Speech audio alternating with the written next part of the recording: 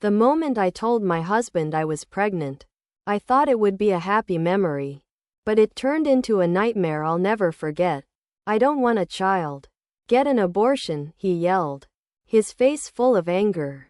His words cut deep, but what he did next shocked me even more. He grabbed my neck in fury and punched me hard in the chest, leaving me gasping for air.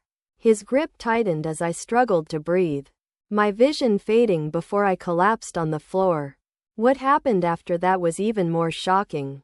Hello, my name is Ava, and this is the story of how I found the strength to fight back and reclaim my life. I grew up in the bustling city of Denver, Colorado, and worked as a graphic designer for a small but creative agency. At 27 years old, I loved my job and was passionate about turning ideas into visual stories. Life felt promising, filled with opportunities and dreams. That's when I met Ethan, a 31-year-old entrepreneur who ran a marketing consultancy. At first, Ethan seemed like everything I had ever wanted. Charming, intelligent, and supportive, he had a way of making me feel seen, valued, and special. We met at a networking event, and our connection was instant. Ethan soon became a regular presence in my life, always encouraging me in my career and showering me with attention. I thought I had found someone who truly understood me. After months of dating, Ethan proposed during a sunset dinner by the lake, and I said yes without hesitation. It felt like a fairy tale. Our wedding was beautiful, filled with laughter, friends, and promises of a happy future. I believed I was marrying the love of my life, someone who would be my partner in everything. But as the months passed, cracks began to appear. After our honeymoon, Ethan suggested that I leave my job to focus on our home. "You shouldn't have to work so hard," he said one evening, his tone persuasive. "I can't provide for us. You deserve to enjoy life." I hesitated. My career was an important part of who I was. "But I love what I do," I replied. "It's not that I don't want you to work," he insisted, his voice calm but firm. "I just want to take care of you. You can focus on building a family, and I'll handle everything else." I wanted to believe he was looking out for us, so I agreed to leave my job, thinking it was a sacrifice worth making for our future together. At first, I poured myself into creating a warm, loving home. I decorated our space, cooked his favorite meals, and planned for what I thought would be a bright future. But Ethan's attitude began to shift. He became more distant and critical, rarely appreciating my efforts. Instead of being the supportive husband I had married, he started treating me like an employee, expecting me to cater to his every whim without question. I tried to brush it off, convincing myself that this was just a phase and that things would get better. But nothing could have prepared me for the night that changed everything. The night I told him I was pregnant. 3 months into our marriage, I noticed some changes in my body. I was feeling nauseous in the mornings and unusually tired. I suspected something life-changing was happening. With a mix of excitement and nerves, I bought a pregnancy test from the store and anxiously waited for the results. When the test confirmed I was pregnant, I couldn't contain my joy. I was going to be a mother. Eager to share the news, I decided to make the moment special. That evening, I prepared Ethan's favorite dinner, steak with mashed potatoes, and set the table with candles and his favorite bottle of wine. My heart raced with anticipation, dreaming of his smile and how happy he would be. As soon as Ethan walked through the door, I greeted him warmly. "Ethan, I have some amazing news to share," I said, my voice brimming with excitement. He raised an eyebrow as he sat down. "What is it?" Quote. I took a deep breath, my hands trembling slightly. "I'm pregnant. We're going to have a baby." I waited for his reaction, expecting joy or at least a smile. But what I saw instead froze me in place. His face darkened, his brows furrowing into a deep scowl. "What did you just say?" he asked, his voice low and cold. I'm pregnant, I repeated, trying to keep my tone steady, though his expression unsettled me. This is wonderful news, Ethan. We're going to be parents, I said. His fork clattered onto the plate as he stood up abruptly, towering over me. I don't want a child. You need to get an abortion, he shouted, his voice echoing through the room like a thunderclap. My heart sank, and I stared at him in disbelief. What, Ethan? This is our baby. How can you even say that? I pleaded, hoping he would calm down and see reason. Instead, his anger only escalated. You're being selfish. You didn't even ask me if I wanted this, he roared, stepping closer to me. Before I could respond, he reached out, grabbing my neck in a sudden fit of rage. His grip was tight, cutting off my air, and I struggled against him, gasping for breath. Then, without warning, he raised his fist and punched me hard in the chest, sending me sprawling onto the floor. Pain shot through my body as I landed, dazed and terrified, my vision blurred, and I struggled to stay conscious as he stormed out of the house. Slamming the door behind him, I lay on the floor, trembling and gasping for air, trying to process what had just happened. The man I had trusted with my heart and my life had become a monster.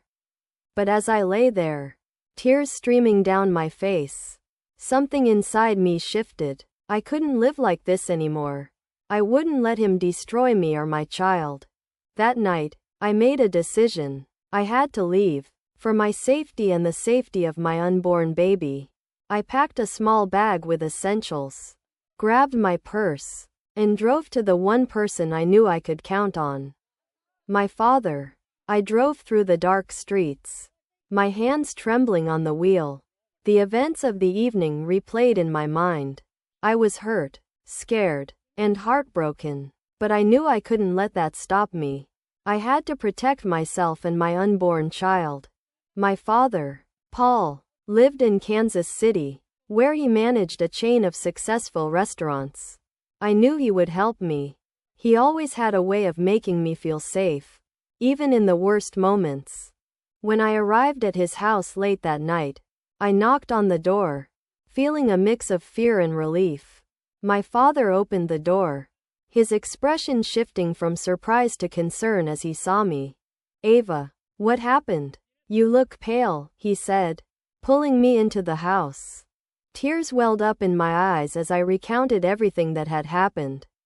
Ethan's explosive reaction, his violence, and the betrayal I felt. My voice trembled, and I struggled to get the words out, but my father listened intently, his jaw tightening with every word. I can't believe he would do that to you, my father said, his voice heavy with anger and concern. You deserve so much better. Ava, you're staying here with me. We'll figure this out together. That night, as I lay in the guest room, my mind raced with questions. How had things gone so wrong? How could the man I once loved turn into someone so cruel? I knew I needed answers, and I needed to take action. The next morning, over breakfast, my father placed a hand on mine. I think we need to dig deeper into Ethan's life. There's something off about this whole situation, he said. I know someone who can help. A private investigator. If Ethan's hiding something, we'll find out. I nodded, a mix of fear and determination settling in my chest. I need to know the truth. Dad, whatever it is, I have to face it. Later that day, my father introduced me to Thomas, a seasoned private investigator he had worked with before. Thomas was kind but direct. Ava, I'll do everything I can to find out what Ethan is up to. It might take a few days, but I'll keep you updated. As I waited for answers, I tried to focus on regaining my strength. My father was my rock during those days, reminding me of my resilience and that I wasn't alone in this fight. But deep down, I was bracing myself for what Thomas might uncover. 3 days later, Thomas called. Ava, I found something you need to know, he said, his voice steady but serious. My heart raced. What is it? I asked, gripping the phone tightly. I've been tracking Ethan's movements and speaking to some of his contacts, Thomas revealed. It appears he's been having an affair with his assistant, Mia, for several months. I felt like the floor had fallen out from under me. An affair? Are you sure? I asked, my voice barely above a whisper. Yes, Thomas confirmed. But that's not all. I've also uncovered some suspicious financial activity. It seems Ethan and Mia are involved in illegal money laundering through his business. The words hit me like a freight train. Not only had Ethan betrayed me, but he was also entangled in criminal activities. The man I thought I knew was a stranger. That evening, I sat down with my father, sharing everything Thomas had uncovered. Dad, I can't believe this. Ethan has been cheating on me and breaking the law. I need to do something about this. My father's expression was grim but determined. We'll take care of this. Ava, you're not alone in this fight. You need to file for divorce. And we need to bring this evidence to the authorities. I nodded, my resolve hardening. You're right. I'm done being afraid. It's time for Ethan to face the consequences of his actions.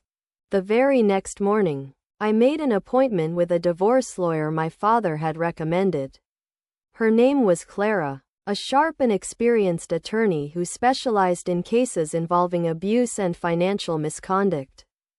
As I sat across from her in her office, I recounted my story, sparing no details. Ava, I'm so sorry you've gone through this, Clara said, her voice calm yet filled with empathy. We'll make sure you and your child are safe and that Ethan faces the consequences of his actions.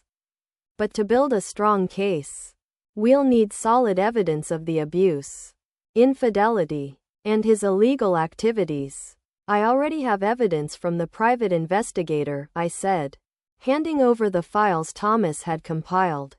There are records of his affair and his financial crimes.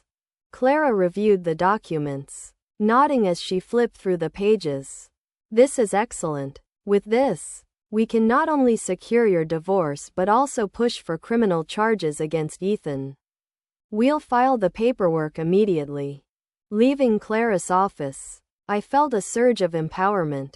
For the first time in weeks, I felt like I was regaining control of my life. But there was one more thing I needed to do. Confront Ethan. I wanted him to know that I wasn't the frightened, submissive woman he thought I was. I wanted him to see the strength he had underestimated. With Clara's advice, I arranged to meet Ethan in a public place, a coffee shop in the city center. My father insisted on accompanying me, and though I was nervous, I knew I had to face Ethan head-on. I wasn't going to let him manipulate me ever again. The day of the confrontation, I dressed carefully, choosing an outfit that made me feel confident and strong. My father dropped me off at the coffee shop and waited in his car nearby, ready to step in if things escalated. I walked in, scanning the room until I spotted Ethan sitting at a corner table. He looked up as I approached, his face a mix of surprise and suspicion. Ava, he said, leaning back in his chair. You finally decided to talk to me? Good. We need to sort this out. I sat down across from him, meeting his gaze with unwavering determination. Yes, Ethan, we do need to talk. I know about Mia. I know about your affair and the illegal activities you've been running through your business.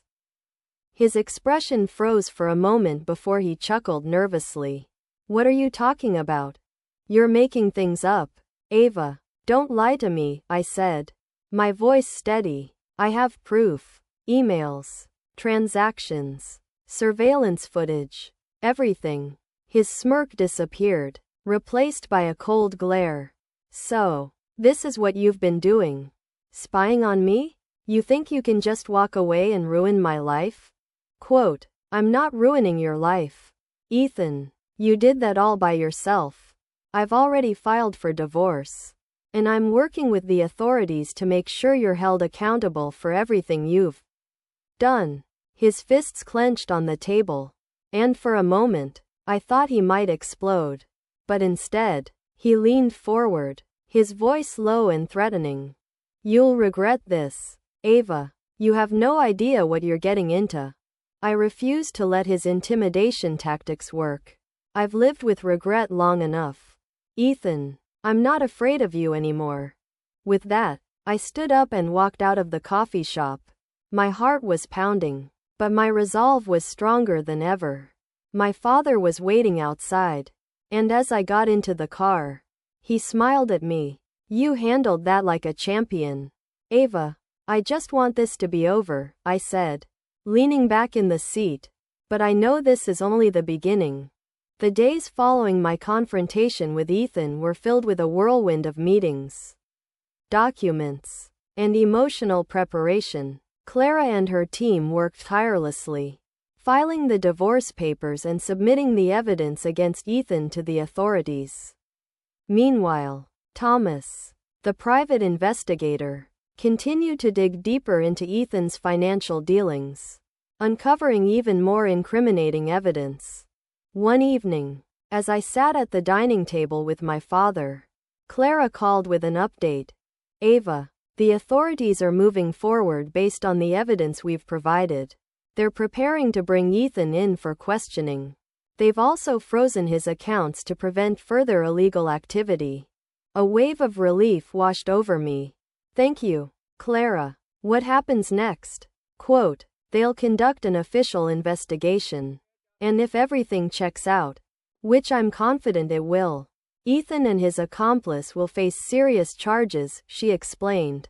But be prepared, Ava. Ethan might try to retaliate or contact you again. Stay safe and keep your distance. I assured her I would. But deep down, I knew Ethan wasn't going to give up without a fight. True to Clara's warning, Ethan began bombarding me with messages and calls. He alternated between pleading with me to drop the case and threatening me with dire consequences. I blocked his number, but the fear lingered. A week later, Clara called again with more news. Ava, the authorities have completed their investigation and are ready to proceed. Ethan and Mia will be arrested tomorrow morning. My breath caught. Arrested? Quote, yes, she confirmed. The charges include fraud, money laundering, and conspiracy. This is a big step toward justice. Ava. The next day, I anxiously waited for an update. Around noon, Clara called to confirm that Ethan and Mia had been taken into custody. It's done, Ava. They're being held for questioning, and formal charges will follow. The prosecutor is confident this case will hold up in court. Hearing those words brought a mix of emotions. Relief, triumph, and a tinge of sadness for what could have been. Ethan had once been the man I loved, but he had chosen a path of deceit and destruction. Now, he was finally facing the consequences of his actions. A few weeks later, Ethan and Mia's trial began.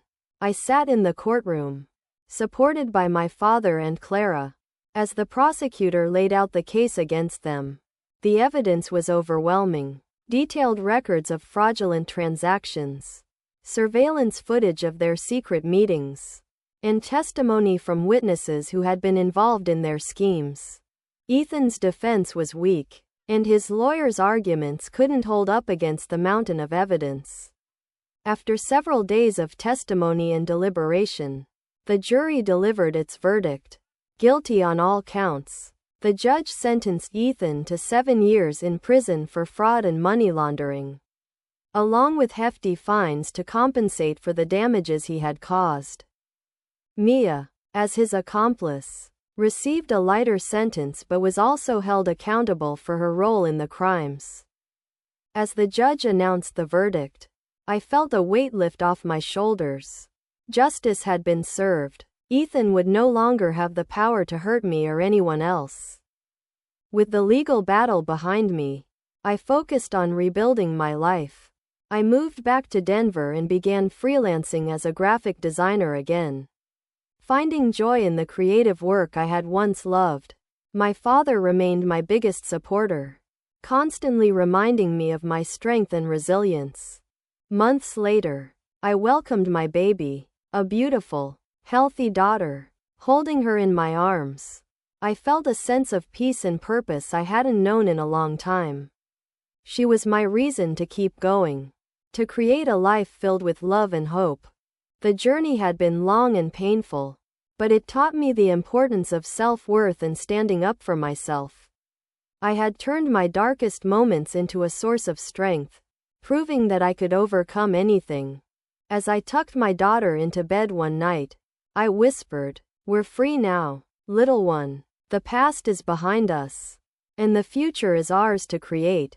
And with that, I closed the chapter on the life I had left behind, ready to embrace a brighter, stronger future. If you enjoyed this story, I'd love for you to show your support. Please like the video, leave your thoughts in the comments, and hit the subscribe button to stay updated with more inspiring and engaging stories.